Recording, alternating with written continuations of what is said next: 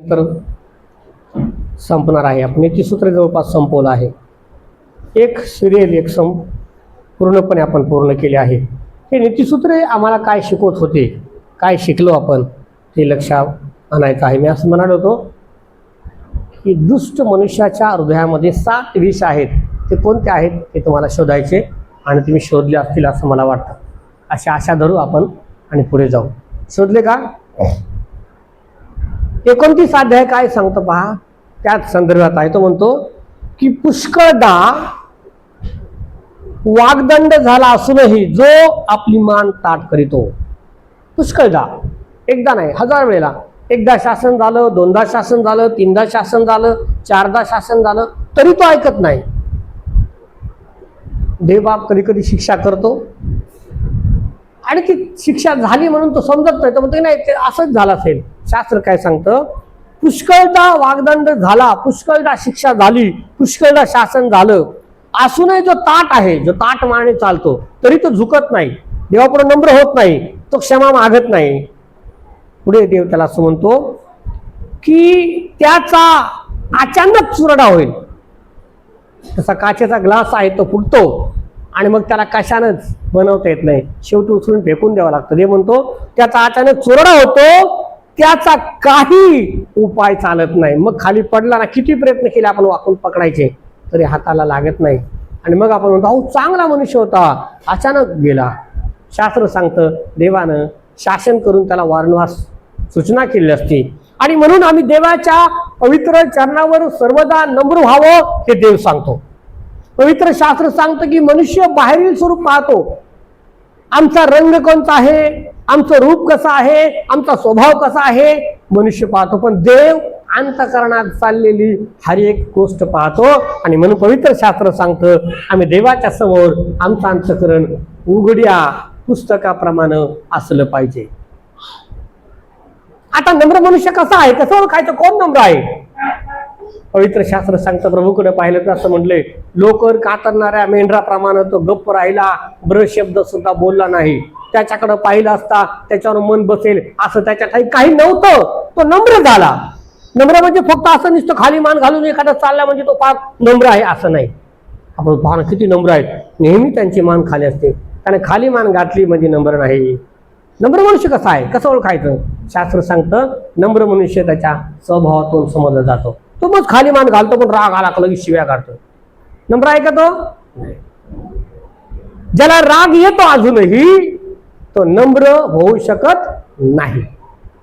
येशूला राग नाही आला. शास्त्र सांगतं त्याने सगळं काही निमूटपणे सहन केलं, कारण त्याला माहित होतं की 3ऱ्या दिवशी मी पुन्हा उठणार आहे.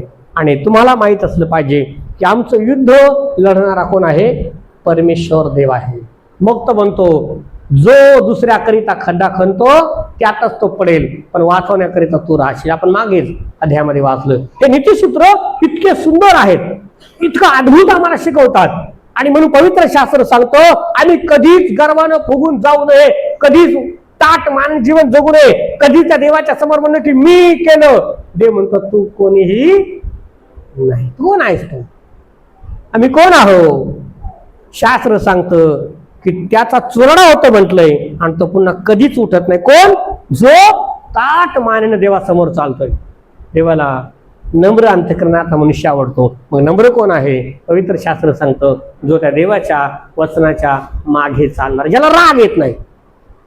राग कुटुंबाचे कुटुंब उद्ध्वस्त करतो, घराचे घर उद्ध्वस्त होतात. क्षणाचा राग आहे. किती मिनिटाचा राग आहे? 1 क्षण, 2 क्षण, अर्धा तास जास्तीत जास्त, पण अख्खं आयुष्य उद्ध्वस्त होतं.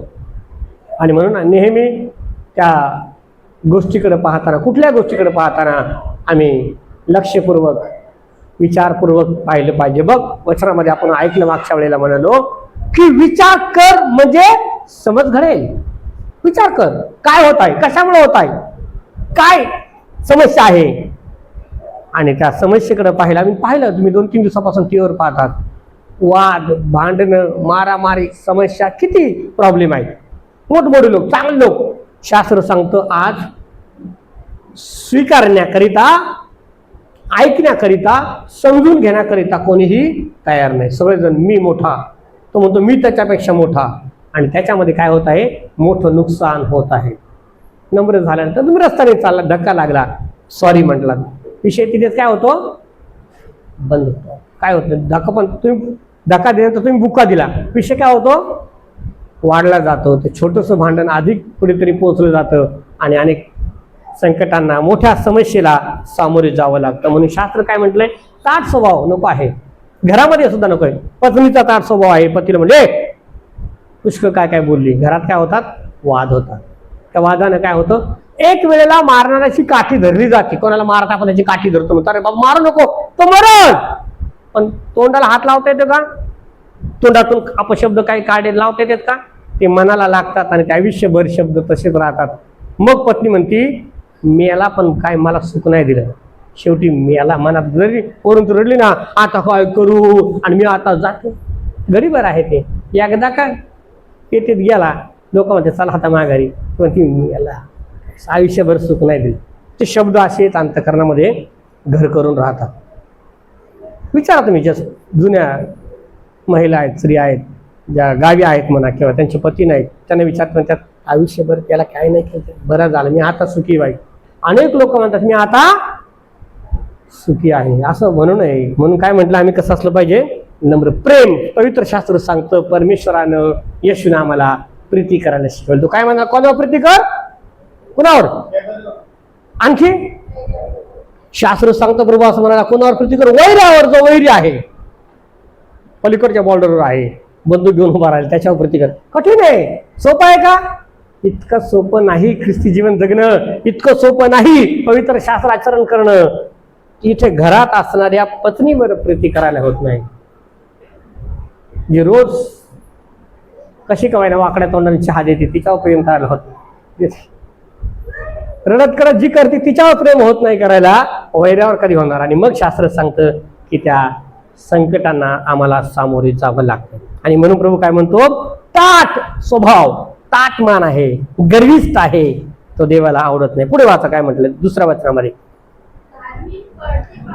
धार्मिक बढती पावतात तेव्हा लोक आनंद पावतात. लोक म्हणतात ना, असू द्या तो धार्मिक होता, त्याचं चांगलंच होईल. संकटातून जरी तो गेला पण काय होणार नाही, तो कसा आहे, धार्मिक. ते धार्मिक घर आहे हो. लोक म्हणतात, कोणी पण म्हणतं जाऊ दे तो मुलगा धार्मिक आहे, चुकला असेल, धार्मिक आहे, धार्मिक बढती पावतो किंवा लोक आनंद पावतात. पण पुढे, पण दुर्जन प्रभुत्व चालवितो तेव्हा प्रजा हाय हाय करते. लोक म्हणतात की बाप काय कठीण, काय बेकार, काय वाईट मनुष्य आलाय, गुंड प्रवृत्तीचा आहे. लोक हाय हाय करतात. लोकांना गुंड प्रवृत्तीचा राजा, गुंड प्रवृत्तीचा नेता, गुंड प्रवृत्तीचा पुढारी नको आहे. कारण तेव्हा काय म्हटले, प्रजा काय करते, हाय हाय करते. पुढे वाचा काय म्हटले, ज्या मनुष्याला नेण्याची आवड असते तो आपल्या बापाला आनंद करीतो, पण वेश्यांची संगत धरणारा आपल्या मालमत्तेची काय करतो, धूळधान करतो. कुणाची संगत धरणारा, वेश्यांची संगत धरणारा, बाजारू स्त्रियांची संगत धरणारा. शास्त्र सांगते की तो काय करतो, सगळा संसार उद्ध्वस्त करतो, प्रपंच उद्ध्वस्त करतो. लुका तसे वर्तमान आणि 15व्या अध्यायामध्ये मोठ्या वृत्तांत त्याच्याबद्दल लिहिला. असं म्हटलं की कोणा एका मनुष्याला 2 पुत्र होते. धाकटा आपल्या बापाला म्हणाला, बाबा मालमत्तेचा माझा वाटा मला द्या, मला तुमच्या बरोबर राहायचं नाही. बाप विनवणी करत असं की बाळा नको जाऊ, जग फार वाईट आहे, तुला सांभाळता येणार नाही, त्या पैशाचं तू काय करणार. तो म्हणत होता मला काय घेणं देणं नाही, मला तुमच्यात राहायचं नाही. त्याचं होतं का ते, बापाने कमवलंय पण तरी तो बापाला हिस्सा मागत आहे, भांडत आहे, रोज किरकिर करत आहे, रोज कटकट करत आहे, रोज समस्या उभा करत आहे. आणि म्हणून बापाला असं वाटलं दिवस की त्या रोजच्या कटकटीपेक्षा मी त्याचे पैसे त्याला देऊन टाकतो, त्याची प्रॉपर्टी त्याला देऊन टाकतो, जा बाबा एकदाचा माझ्या घरात राहू नको. आणि मग असं म्हटले तो ते पैसे घेतो आणि दूर देशामध्ये निघून जातो, दूर देशामध्ये निघून जातो. वाचा लुका तसे वर्तमान अध्याय 15 वचन 30 वाचा काय म्हटले, तो मित्रांबरोबर जगातल्या लोकांबरोबर बाजारात बसून सगळा पैसा काय करतो, उडून टाकतो. वचनात लिहिले, मी माझ्या मनाचं तुम्हाला काही सांगणार नाही. वाचा लुक्षी वर्तमान अध्याय 15 वचन 30. पण ज्याने तुमची संपत्ती कसबीनी बरोबर उडविली, खाऊन टाकली, तो हा तुमचा मुलगा. दुसरा भाऊ बापाला दोष लावत आहे नंतर की ह्या मुलानं तुमची संपत्ती काय केली, उडवून टाकली. तो मुलगा बापाला आनंद देणारा नाही. शास्त्र सांगतं मग त्याच्यावर अत्यंत भयंकर परिस्थिती आली. डुकरं खातात त्या शेंगा तरी त्याला खावंच वाटलं. आणि तो म्हणतो माझ्या बापाच्या घरी कितीतरी मोलकऱ्यांना भाकरीची रेलचेल आहे, मी तर इथे कष्ट करत आहे, मरत आहे. बायबल आम्हाला सांगतं की जो मुलगा आपली संपत्ती, आपलं आयुष्य, आपलं तरुणपण बाजारात संपवत आहे तो अंतःकरणाला खेद आणणार आहे. पुढे काय म्हटले वाचा, 14 वचनामध्ये, 4 वचनामध्ये. जर राजा न्यायाने देश आणि सुस्थिती ठेवितो पण नजराने घेतो. काय म्हटलंय, एखादा राजा आहे किंवा पदावर आहे, अधिकारावर आहे, मोठ्या पदावर बसलेला आहे, पण तो काय घेतो, रिश्वत घेतोय, नजराने घेतोय. काम चांगलं होईल का, नाही होणार. सध्याच्या घडामोडीच्या परिस्थितींशी लागू करणं असणारे ते वचन आहेत. आणि हा देव किती महान आहे. मी कधी कधी वाचतो की देवा हजारो वर्ष अगोदर लिहिलेल्या गोष्टी आजही आमच्या जीवनाशी निगडीत होतात, आजही आमच्या बरोबर चालतात. एखादा न्यायाधीश आहे, एखादा राजा आहे, कोणी आहे, आणि तो रिश्वत घेतोय. काय म्हटलंय, तो नजरेने घेतोय. तो चांगलं काम करेल का, त्या कामाची क्वालिटी मिळेल का, नाही. तो म्हणे की सगळा पैसा तर मी वाटून दिला, आता काय करू, कशाचं काम करू. आता काय म्हटले, 4 पूर्ण वचन आता 5 वाचा. काय म्हटले, राजाने न्यायाने देश सुस्थिती ठेवितो पण नजराने घेणारा त्या राज्याचं वाटोळे करीतो. पुढे वाचा.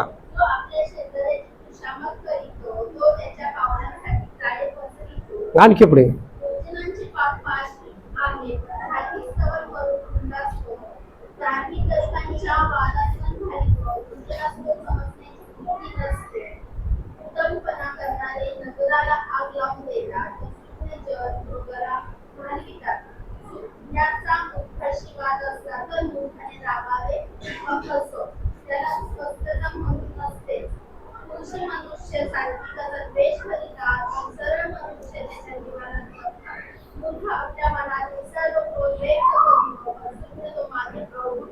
बस. पवित्र शास्त्र दैनंदिन जीवनाशी घडामोडी असणाऱ्या गोष्टींबद्दल आम्हाला शिकवत आहे की रोज जीवनात जगत असताना या गोष्टी तुमच्या समोर येणार आहेत. रोज तुम्हाला त्या गोष्टींना सामोरे जावं लागणार आहे. शेजारी रोज आमच्या बरोबर आहे. शेजाऱ्याने चूक केली, आपण असू द्या, काय हरकत नाही, त्याला काय होतंय, त्याला दुजोरा देतो. तर काय म्हटलं, आपण आपल्याकरिता जाळं तयार करतोय संकटांचं.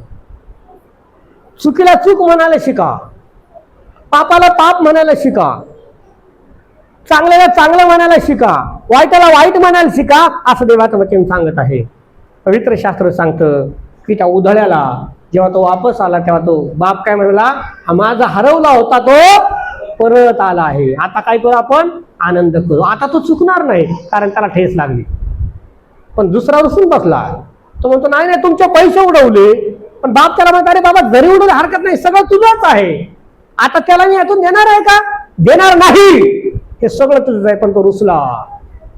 बाप म्हणतो जा त्याला सुंदर जगा घाला, त्याला वस्त्र घाला, त्याला अंगठी द्या. पवित्र शास्त्र सांगतं एक हरवलेल्या मेंढराकरिता 99 मेंढर सोडून जाणारा मेंढपाळ आहे, देव आहे. आणि म्हणून पवित्र शास्त्र सांगतं देवाला असं वाटतं कोणाचाही नाश होऊ नये. बोलो हालेलुया. कोणाचाही नाश होऊ नये. त्याकरिता आमचे शब्द जीवन बदलणारे असले पाहिजे. जगाकडे पहा, निराश आहे, संकट आहे, त्रास आहे, आजार आहे, प्रॉब्लेम आहे, कर्जबाजारी आहे, जगण्याची आशा संपलेली आहे, सर्व प्रकारचं निराशेचं वातावरण तयार आहे, कॉम्पिटिशनच्या मागे जग लागले आहे. आणि जेव्हा मी कॉम्पिटिशन करतो, लोकांच्या बरोबर रेस लावतो, तेव्हा मी काय होतो, हारतो, निराश होतो. आमच्या मनाप्रमाणे आम्हाला घडत नाही आणि मग सगळ्या संकटांना आम्ही सामोरे जातो. पवित्र शास्त्र सांगतं, म्हणून देव आम्हाला सांगत आहे की मूर्खापासून दूर राहा. मूर्खाची वाणी अपमानास्पद आहे, मूर्खाला सन्मान शोभत नाही. तो म्हणतो धार्मिक गरीबाच्या वादात मान घालतो, दुर्जन असतो, समजण्याची बुद्धी नसते. काय म्हटलंय? दुर्जनाला ते समजत नाही. धार्मिक मनुष्य आहे, वादात पडला तरी त्यातून तो बाहेर येतो. त्यातून गरीब मनुष्य आहे, तो वादात पडला तर धार्मिक मनुष्य त्याला वाचवितो. पवित्र शास्त्र सांगतं की आमचे शब्द इतरांना उत्तेजन देणारे असले पाहिजे, उत्तेजन देणारे असले पाहिजे. उद्दामपणा किती लिहिले? 8 काय म्हटले? उद्दामपणा म्हणजे उर्मट, गुरमीट, रागीट. अरे किती किती लिहावं त्या सलमान राजानं, किती लिहावं त्या पवित्र शास्त्रामध्ये, किती गोष्टी सांगाव्यात त्या देवानं की मनुष्यानं सुधरा. या भूतलावर पुन्हा एकदा सांगतो की आम्ही रिकामा आलो, आम्हाला रिकामा जायचं आहे. आमच्या आयुष्याचं मोल अगदी थोडकं आहे, पण जो प्रत्येक दिवस दिला त्या दिवसामध्ये आनंद करण्याचा प्रयत्न करा, इतरांना आनंद देण्याचा प्रयत्न करा. उद्दामपणा करणारे नगराला आग लावतात म्हणलंय, घराला आग लावतात म्हणलंय, संसाराला आग लावतात म्हणलंय, मंडळीला आग लावतात म्हणलंय. तिथं नगर लिहिले डायरेक्ट. उद्दामपणा जो पूर्वी काय तो जाऊ द्या, मरू द्या, मरू दे ना. किंवा ते शब्द इतके तीरासारखे, बाणासारखे असतात. ती बिचारी माऊली म्हणते की किती कठीण शब्द मला बोलतो, मला जगण्याची इच्छा नाही. समजताय का? झोप येते. बोला हालेलुया. मोठ्या म्हणा एकदा हालेलुया. ते कठीण शब्द येतात, सासूकडून येतात म्हणा, किंवा सासऱ्याकडून येतात म्हणा, नवऱ्याकडून येतात म्हणा, किंवा बायकोकडून येतात म्हणा, मुलांकडून. मुलगा म्हणाला बापाला की काय म्हातारल्या बोज आहेस, काय आयुष्यात केलं नाही, फुक्कट फुक्कट आयुष्य घातलंस. बापाला काय वाटेल? बाप म्हणशील आता काय केलं मी तुला काय सांगू, तू लहान होता, मी भीक मागून कसा जगून तुला जगवलं मला माहित नाही, मला अंडरपॅन्ट नव्हती घालायला, तळ्यावर गरम करून घालायचं, आता तुला काय सांगू मी काय केलं. सांगायची गोष्ट आहे का? पण जर मुलगा म्हटला त्या बापाला ते शब्द कसे लागतात?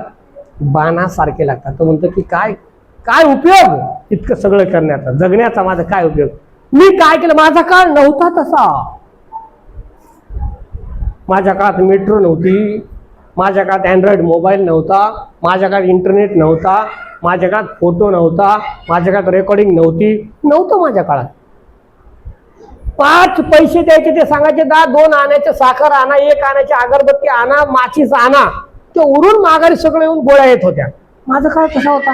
मला नव्हतं तर रुपयाचं महत्व, मला नव्हतं. फुकट जागा पडली, लोकांची बांधा, घर बांधा, कंपाऊंड बांधा, गोठा बांधा, झाडेला मोकळी जागा होती, नव्हतं महत्व. बापालाच वाटतं. पण मोठा झाला कुरगा म्हणतो, तो बापाला शिकवायला म्हणतो म्हातारल्याने आयुष्यात काही केलं नाही, असं आयुष्य घातलं. तो त्याचं बोलून मोकळा होता. पवित्र शास्त्र काय सांगतं? उद्धमपणानं वागणारा मनुष्य आग लावून टाकतो जीवनाला. तो मनुष्याची आशा जगण्याची खतम होते. ते खाल्लेलं अन्नाचं विष होतं, पचत नाही, रक्त होत नाही. तर म्हणतो मी खातोय पण अंगाला लागत नाही, कारण ते ताटात वाढलं ना, ते शब्द डोळ्यासमोर फिरतात, ते सगळं वातावरण डोळ्यासमोर फिरतं, सगळं फिरतं. सासू सुनला म्हटली काय फुटकं भांडतो या बापांना देस, खातीस खा, माझ्याच भांडे ते भांड पाहिलं का सुनबाईला आठवण येते, बाई हे भांड माझ्या बापाने नाही दिलं. होतं का असं होत नाही. आता काळ बदलला. ही बघतीनं सासाशी भांडे आपटायची पाहिजे, दारात दर खा, तुझ्या बापाने दिलं नाही. मी एका सुनबाईचं ऐकली, ती म्हणे की मला पलंगावर झोपू देत नाहीत, आणि मला कपडे देत नाहीत, तर मला बिछाना देत नाहीत, आणि मला गादी देत नाहीत, आणि मला सतरंजी देत नाहीत, चटई देत नाहीत, मला पोत्यावर झोपवतात का माझ्या बापाने माझ्या लग्नात काय दिलं नव्हतं. असे लोक असतात. शास्त्र सांगतं उद्धमपणानं वागणारा मनुष्य घराला आग लावून टाकतो, संसार उद्ध्वस्त करतो. आपण म्हणजे जा, राहू नको, तुझ्या घरी निघून जा. अरे 40 वर्ष झाले लग्नाला, लग्नाचा वाढदिवस केला, 40 वर्ष झाले, आता कुठे जाईल? कुठं आहे तिचं घर? भाऊजाई काय म्हणणार? अरे बाई तुला तुझ्या घरी, तू तुझ्या घरी जा. आई बाप म्हणतील बाई आम्हालाच घर नाही, आम्हीच लेकाजवळ राहतो. लोक जर म्हणाला नाही तर आम्ही जायचं कुठं? कुणाच्या घरी जायचं? कुठं तिचं घर आहे? शास्त्र सांगतं आमचे शब्द जीवन बदलतात, जीवन घडवतात, जीवन उद्ध्वस्त करतात. तुमचे ते 2 शब्द एखाद्या मनुष्याचा जीव घेऊ शकतात. तुमचे ते 2 शब्द एखाद्याचं आयुष्य वाढवू शकतात. तुमचे ते 2 तुम्ही असं म्हणायचे नाही काळजी करू नको, मी तुझ्या पाठीशी खंबीर उभा आहे, तुला काय होणार नाही. अरे काम तर रोज आहे, सुखी राहा, आनंदी राहा, मी आहे ना. तुला काही कमी पडू दिले का, मी तुला टाकलंय का, तुला मी शब्दांना दुखवलंय का. तर ती पण म्हणते बाई माझ्या मागं माझा नवरा खंबीरपणे उभा आहे, मला काय भीती कोणाची, मी घाबरणार नाही, मी करेल. मग ती झेंडू बॉम्ब लावून काय ना उठती. पण जर म्हणले तुम्ही तुझं काय नाही ते घरी जाय पेडा, रोज सकाळी उठून तिला म्हणले तुम्ही तुझ्या घरी जाय. मग तिचं अंतकरण तुटलं जातं आणि कामाची आशा संपती. ती म्हणते उगाच मी कष्ट करतो. मग पवित्र शास्त्र सांगतं आमचे शब्द आग लावणारे नव्हे तर जीवन देणारे असले पाहिजे. मग खाली काय लिहिले त्या दुसऱ्या वचनामध्ये, पण सुज्ञ जण क्रोधाला घालून देतात. क्रोध म्हणजे कोण आहे, कोण, मोठा भाऊ ना आमचा सक्का, ज्याने आम्हाला कडक खांद्यावर वागवलंय, जो आमच्या पुढे चालत आलाय, तोच कोण आहे का, नाही असं म्हणा. क्रोध म्हणजे राग. रागाला आम्ही जवळ धरतो आमच्या मोठ्या भावाप्रमाणे. दादा काही म्हटला तरी चालेल पण तेच खरंय, बुडाला तरी चालेल, तसा रागाचा. राग आलाच, येतो की नाही. भाजी थोडी पातळ झाली, राग आला. पाणी सांडलं, राग आला. काहीतरी झालं, राग आला. हा आमचा मोठा भाऊ आहे. हा जर आमच्या संसारातून जात नाही, आम्हाला संसार करता येत नाही. आणि म्हणून संसारात पडल्यानंतर पहिली गोष्ट मी तुम्हाला मागेही सांगितलं, ख्रिस्ती वैवाहिक कुटुंब शिकवत असताना मी लोकांना पुष्कळदा सांगितलं की रागाला बाय बाय करा. त्याला सांगा बाबा साडी चोळी काय लागेल तुला टावेल टोपी देतो, तू तुझ्या घरी जा. राग हा काय ठेवायचा नाही, नम्र व्हायचं. म्हणून पवित्र शास्त्र सांगतं अहमपणा, उद्धटपणा, ताटपणा सोडून द्यावा लागतो, नम्र व्हावं लागतं. नम्र होऊन मग तुम्ही ते प्रेमाचे शब्द वापरा. प्रेमानं तुम्हाला जग जिंकता येतं, वैऱ्याला सुद्धा जिंकता येतं, वाईटाला सुद्धा जिंकता येतं. आणि मग आम्ही सुज्ञ ठरतो. म्हणून बायबल काय सांगतं, समंजसपणाच्या पुढे कोण आहे, सुज्ञता. समंजसपणाच्या पुढे वाचा 9 वचनात काय म्हटलंय, सुज्ञाचा मूर्खाशी वाद असला तर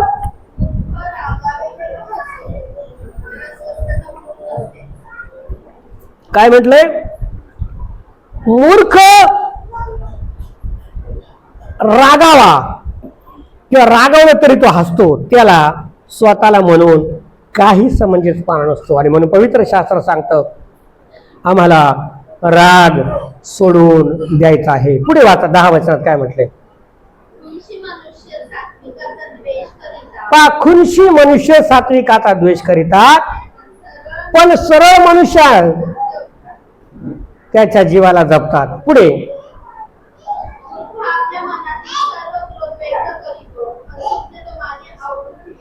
हा मूर्ख मनुष्य आपल्या मनातला राग काय करतो, फटाफट फटाफट फटाफट व्यक्त करतो आणि नातं संबंध सगळं तुटून जातो. पण शहाणा मनुष्य काय करतो, सगळं काय सहन करतो, म्हणजे जाऊ द्या आता नाही नंतर सुधारेल. मूर्ख आहे, भांडण झालं रात्रीच उठून निघून जातो, तो म्हणतो जगण्यात काही अर्थ नाही.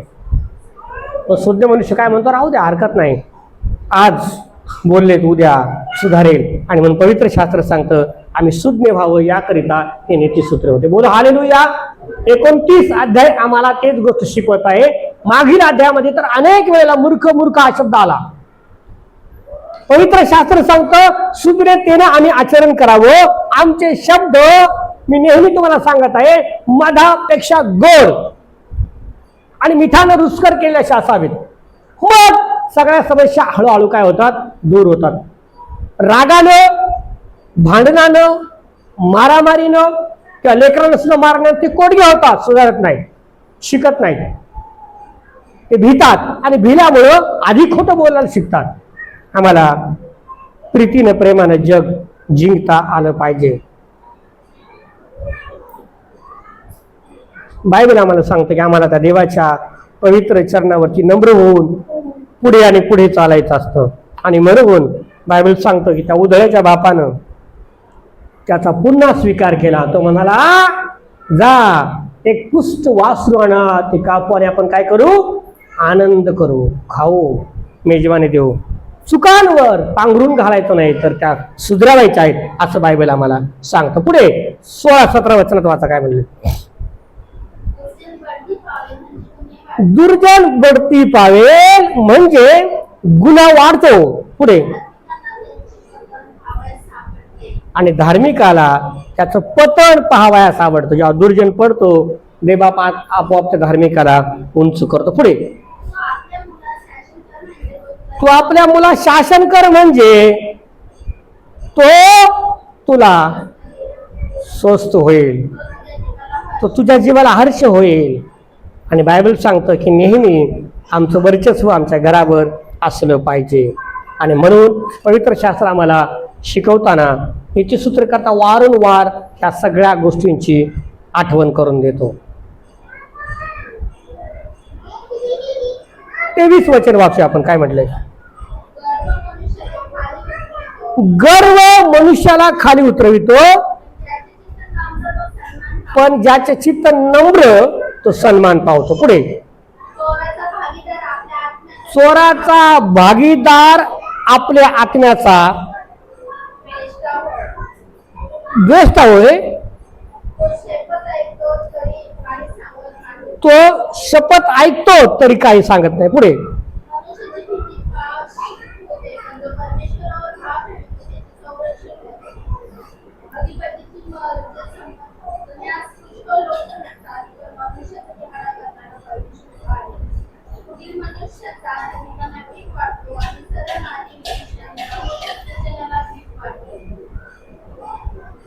आणि शेवटच्या वचनामध्ये म्हटलं की कुटील मनुष्याचा धार्मिकाला वीट वाटतो आणि सरळ मार्गी मनुष्य दुर्जनाला वीट वाटतो. पवित्र शास्त्र सांगतं की तुम्ही कितीही लोकांना सांगितलं लोकांना आवडणार नाही. आणि म्हणून काय म्हणतात ते, काय म्हणतात, असं झाल्यामुळं ते तसं झालं. त्यांना समजत नाही की शासन परमेश्वराने केलंय. बायबल सांगतं की जो देव बरा करू शकतो तोच देव शासन करू शकतो, जो देव आरोग्य देऊ शकतो तोच देव संकट आणू शकतो, जो देव सर्वदा आमच्यावर आहे तो देव टाकू शकतो. आणि म्हणून इस्रायल लोकांकडे जेव्हा तुम्ही पाहाल तेव्हा तुम्हाला पाहायला मिळेल की 40 वर्ष ज्या देवाने इस्रायलला फिरवलं त्याच इस्रायलाला 12 दिवसाचा रस्ता होता. पण देवाने किती वर्ष फिरवलं? 40 वर्ष अरण्यात फिरवलं. त्याला कारण असं आहे की त्यांच्या चुका, त्यांच्या अपराध, त्यांचं कठीण झालेलं अंतःकरण आम्ही सुद्धा अंतःकरण कठीण करू नये. आमच्या घराबद्दल, आमच्या लेकरांबद्दल, आमच्या पत्नीबद्दल, आमच्या नातेवाईकांबद्दल, आमच्या मंडळीबद्दल, आमच्या लोकांबद्दल आम्ही प्रार्थना करावी की दे बापा, ही परिस्थिती बदलवणारा तू परमेश्वर आहेस, संकटातून बाहेर नेणारा तू परमेश्वर आहेस. माझ्या लेकरांचं कधीच नुकसान होणार नाही, माझ्या घराचं कधीच नुकसान होणार नाही, माझ्या कामाचं कधीच नुकसान होणार नाही. करोना आला तरी मी जिवंत आहे, देवा ही तुझी कृपा आहे. संकटामध्ये पण तू मला सांभाळत आहेस, कठीण परिस्थितीमध्ये पण तू मला सांभाळत आहेस, सगळ्या गोष्टीमध्ये तू मला सांभाळत आहेस, माझं चांगलं होईल. अशी रोज प्रार्थना असली पाहिजे ना की सकाळी उठल्याबरोबर शिव्या सुरू झाल्या पाहिजे. सकाळीच उठल्यावर जर शिव्या सुरू झाल्या, देव आशीर्वाद देईन का? बोलो, आशीर्वाद देणार नाही. ती पत्नी पण आशीर्वाद देणार नाही, लेकर पण आशीर्वाद देणार नाही. लोक म्हणतील की याच्या तोंडात रोज शिव्याच आहेत, काय त्या माणसासाठी करायचं. आणि मग नुकसानाला, संकटाला आम्हाला सामोरे जावं लागतं. म्हणून प्रभूचं वचन आम्हाला शिकवतं की सगळ्यात पहिली महत्वाची गोष्ट आहे, जो गर्व आहे, जो आमचा सखा भाव आहे त्याला सोडून दिलं पाहिजे. जो राग आहे, जो मोठा भाव आहे त्याला टाकून दिलं पाहिजे. जे उर्मिटपणा, जी आमची बहीण आहे तिला सोडून दिलं पाहिजे. आणि देवाच्या मार्गावर चालायचा थोडासा प्रयत्न केला पाहिजे, सगळं आपाप चांगलं होईल. आम्ही असं म्हणू की कधीही होईल. प्रश्नचिन्ह परत उभं राहत. हे मन आहे, विचार आहेत ना इतके कठीण आहेत, मेंदू इतका हुशार आहे, त्या मेंदूला आधोवर स्वप्न पडतात. अरे लोकांना काहीच घेणं देणं नसतं. लोकांना इतका वेळच नाही तुमच्याकडे बघण्यासाठी. तुम्ही स्वतः विचार करत बसता लोक काय म्हणतील. ते काहीच म्हणणार नाहीत. तुम्ही पहा, ते काही म्हणतच नाहीत. आम्ही विचार त्यांच्याबद्दल करतो, आमचं मन सांगतं. मग लोक काय म्हणतील, मग जग काय म्हणेल, मग पाहुणे काय म्हणतील, मग शेजारचे काय म्हणतील, मग हा काय म्हणेल. त्याला काय घेणं देणं नसतं तुमचं. तो बोलता रे बाबा कसा आहे, जेवलास का, एवढंच म्हणू शकतो तो. त्याच्या पलीकडे तो काही म्हणत नाही. शास्त्र सांगतं आम्ही आमच्या विचाराला, त्या निगेटिव्ह विचारानं आयुष्य भरवून टाकतो.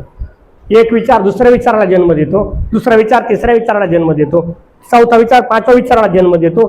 विचारांचं घर होतं आणि मग आम्ही त्या विचारांमध्ये घडून जातो. ते विचार आम्हाला आजार तयार करतात. मग आपण म्हणतो की माझं डोकं दुखायला सुरुवात झाली, मग म्हणतो की माझं पोट असं वाटतंय, असं वाटतंय जाम झालंय. झालंय का नाही माहित नाही, असं वाटतंय. अस्वस्थ व्हायला सुरुवात होतं. असं म्हणतो की नाही, असं वाटतंय ताप आलाय, आलेला असतो. ताप आला ना लेकराला तर आपण सारखं ते थर्मामीटर घेतो आणि चेक करतो. आणि लोक कधी कधी चेक करतात आणि ठेवतात. आणि औषध दिल्याच्या नंतर कमीत कमी 45 मिनिटं ते औषध काम करायला लागतात. तर त्याच्या गोळी खाल्ल्याबरोबर आपण सारखं चेक, अरे तापच उतरणं ते विचार सांगत राहतात, तुला काय बरं वाटणार नाही. 45 मिनिटाच्या आधी दुसरी गोळी खायला तयार होतो. अरे थांब जरा वेळ दे. त्या विचारांना सांगा, थांबा, मला काय होणार, माझ्या घराला काय होणार, माझ्या प्रपंचाला काय होणार, माझ्या नोकरीला काय होणार. अरे काहीच होणार नाही, तो देव आहे ना, सांभाळेल ना. त्याने सुंदर अनमोल जीवन दिले. त्या जीवनाकरिता देवाला धन्यवाद करा. प्रभूला नक्की, प्रभू तू माझ्या जीवनात आहेस, मला काही होणार नाही, शैतान माझं काही करू शकणार नाही, ते निगेटिव्ह विचार माझं काही करू शकणार नाही, तो गर्व अभिमान माझं काही करू शकणार नाही. मी सोडून देतो आणि मी नम्र होतो. मला लोकांनी शिव्या दिल्या तरी देऊ दे, पण मी मात्र माघारी देणार नाही. तो वाईट आहे म्हणून मी चांगला स्वभाव का सोडू. त्या वाईटासाठी आपण लगेच वाईट होतो. एखाद्याने शिवी दिली त्याला प्रत्युत्तर शिवीच असतं. तुम्ही चांगले आहात ना, त्याला देऊ द्या ना, तो वाईट आहे म्हणून देतो. आपण चांगले आहात ना, आपण चांगलेच राहा, आपण जा सुखानं जा, मी तुम्हाला आशीर्वाद देते, जा. म्हणजे बापरे काय करावा. आम्ही बदलायचा प्रयत्न केला. बायबल सांगतं जेव्हा आम्ही बदलतो, मी मनुष्य आहे, मलाही पुष्कळ त्रासांना सामोरे जावं लागतं. प्रपंचात त्रास आहे, घरात त्रास आहे, नातेवाईकांचा त्रास आहे, आई वडिलांचा त्रास आहे, बायकोचा त्रास आहे, संसाराचा त्रास आहे, समस्या आहेत. पण मी उद्या उठून तसं वागू लागलो. लोक काय म्हणतील, काय पाण्यातच शिव्या घालते, आम्ही काय करायचं. बायबल सांगता आम्हाला सहन करण्याकरिता त्या देवाला सामर्थ्य मागावं लागतं. म्हणजे देवा मला शक्ती दे की मी ते सगळं काही सहन करावं. आणि मग पहा आयुष्य फार सुंदर होतं, सगळं आपाप चांगलं होईल. कारण तो देव आम्हाला सांगतो, मी काल आज युगानुयुग सारखाच आहे, मी कधीही बदलत नाही, कधीच नाही बदलला. जो इस्रायलाचा होता तो आमचा आहे, जो याकोबाचा होता तो आमचा आहे, जो मोशेचा देव होता तो आमचा आहे. आणि तो देव तुम्हाला आणि मला कधीच सोडणार नाही, हे त्याचं अभिवचन आहे.